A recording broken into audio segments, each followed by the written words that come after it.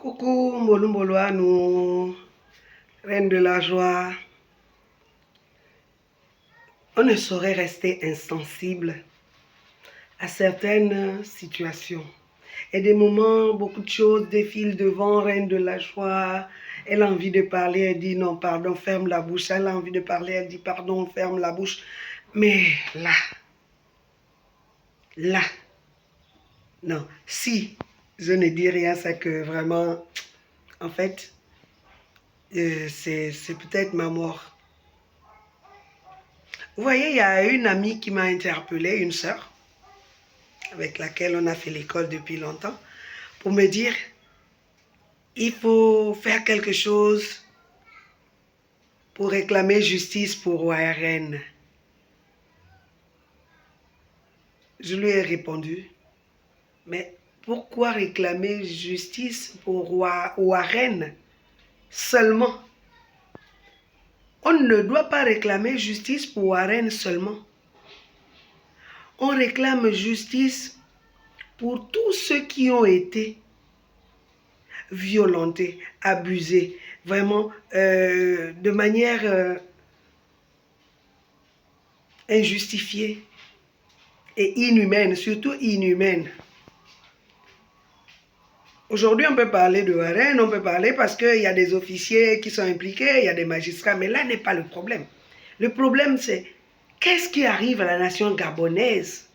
Qu'est-ce qui arrive à la jeunesse gabonaise? En fait, ces enfants-là sont en même temps victimes et auteurs de tout ce qui se passe dans notre vie. Ces enfants, à la limite, ne font que répercuter ce qu'ils vivent au quotidien eux-mêmes.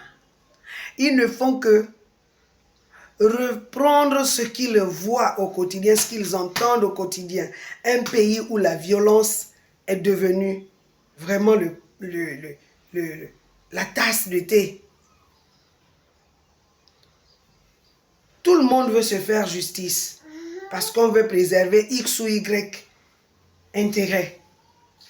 Tout le monde veut faire la violence. C'est-à-dire que la justice même, de toute façon la justice, eux-mêmes ils savent ce qu'ils font. Ils savent pourquoi même les gens ne veulent même plus s'adresser à eux.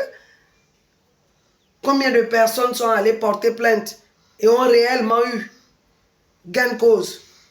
Combien de personnes ont été à la justice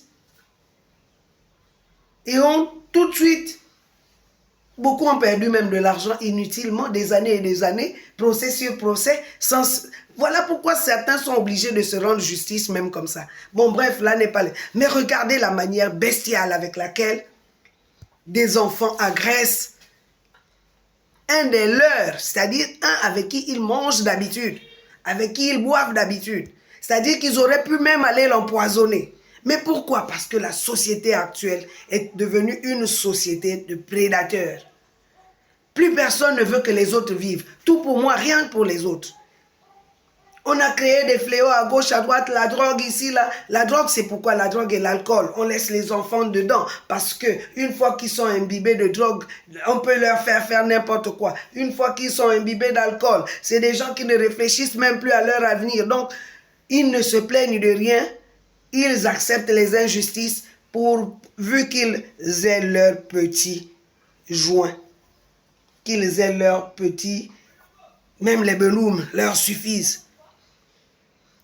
Mais oui, les autorités ont répandu des fléaux, ont laissé prospérer tout le monde, chacun à son niveau.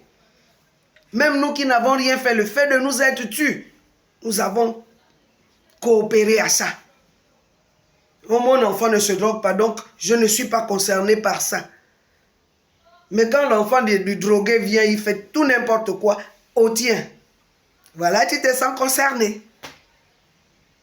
Tous les fléaux sont installés dans un petit Gabon, petit pays d'à peine 1 million. On ne peut pas canaliser la mentalité. Parce que le problème du Gabonais aujourd'hui, c'est celui de la mentalité. Monsieur Oligui, je vous dis, vous êtes venu.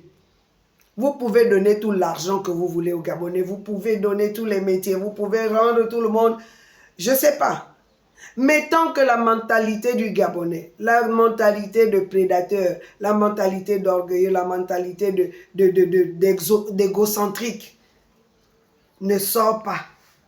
Tout pour moi, le tout pour moi, rien pour les autres. Le tout pour moi, rien pour les autres. C'est ça qui crée tous les petits problèmes ailleurs. Ça ne me concerne pas. Je ne parle pas. C'est leur affaire. Je ne parle pas. Mais après, tout nous retrouve.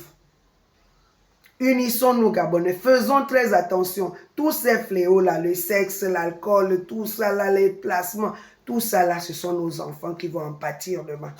Que personne ne se dise « je ne suis pas concerné ». Allons ensemble au combat.